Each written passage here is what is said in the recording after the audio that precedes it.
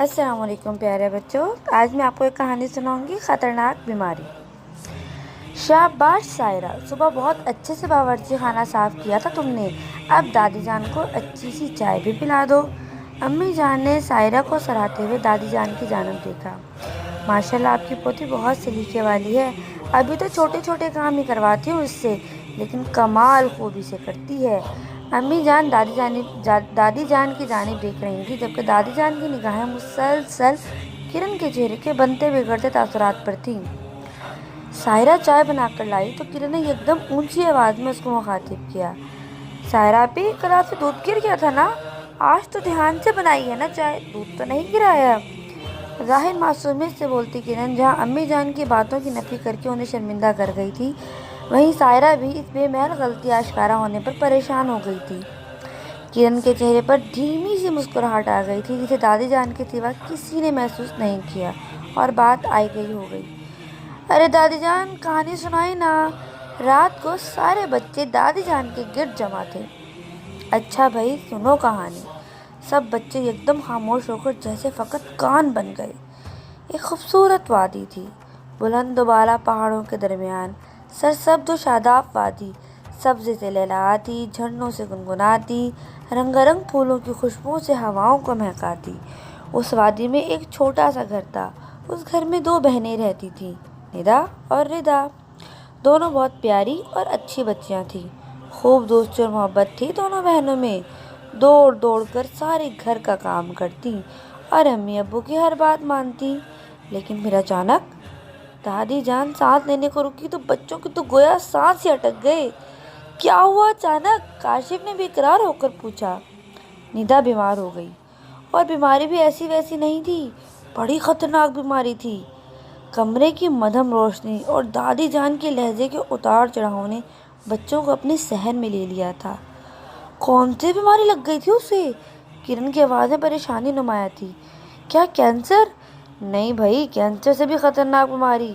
اس کے دل میں ایک سیاہ نقطہ لگ گیا، جو کہ بے احتیاطی کی وجہ سے پھیلتا جا رہا تھا، اور تو اور اس کی بیماری کے اثرات ردا پر بھی پڑ رہے تھے۔ ردا بھی متاثر ہو رہی تھی ندا کی بیماری سے۔ پھر تو واقعی میں یہ بہت خطرناک بیماری تھی، سائرہ نے تبصرہ کیا۔ بھائی بچوں، تم لوگ بولتے بہت ہو، اب اگر کوئی کہانی کے درمیان بولا تو میں کہانی نہیں سناؤں گی، دادی جان نے بچوں کو دھمکی دی۔ سب بچے ایک بار پھر دم سادے خاموش ہو گئے۔ ندا اور ردا کے والد حکیم صاحب تھے۔ ایک دن انہوں نے ردا اور ندا کو کھیل، پڑھائی اور گھر کے کاموں کے درمیان لڑتے دیکھا تو سمجھ گئے کہ ندا بیمار ہے اور ردا اس کی وجہ سے بیمار پڑ رہی ہے۔ وہ جلدی سے اپنے مکتب میں گئے اور ایک سنہرا اور ایک نقرئی کیپسول اٹھا لائے۔ سنہرا کیپسول انہوں نے ندا کو، جبکہ نقرئی ردا کو کھلا دیا۔ رات ہو گئی تھی، اس لیے دونوں بہنیں جلدی سو گئیں۔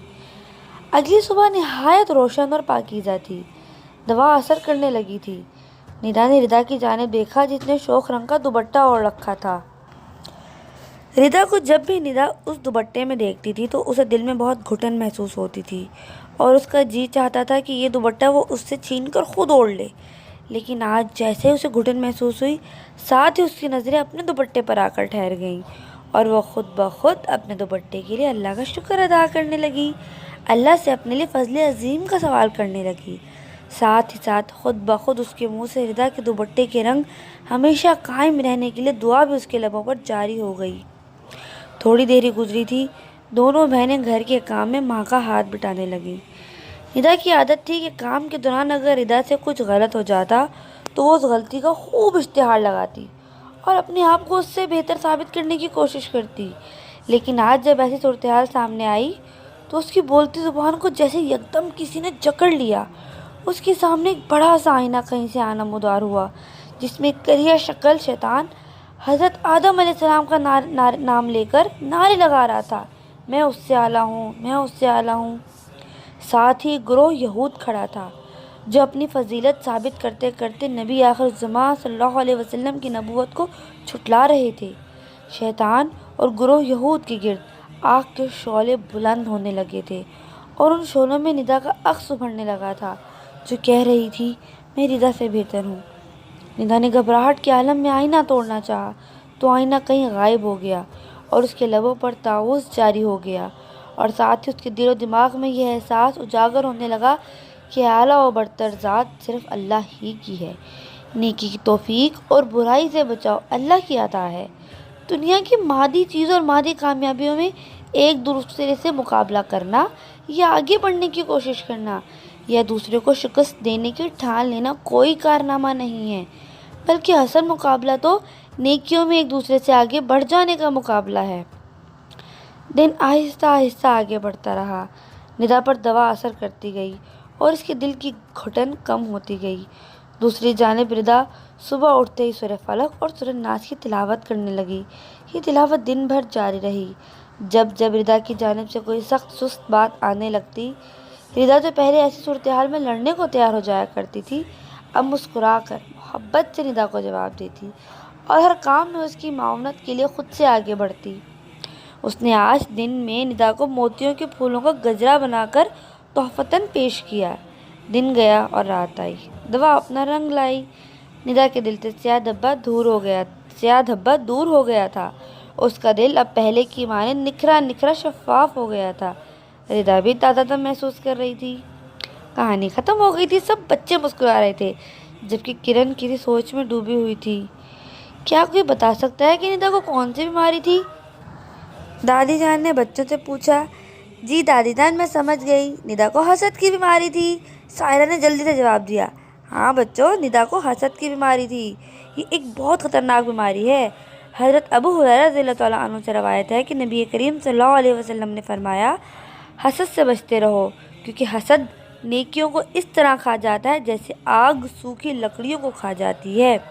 لہذا دنیا اور آخرت کی بھلائی کے لیے اس بیماری کو جاننا اور اس سے بچنے کی تدابیر اختیار کرنا ضروری ہے۔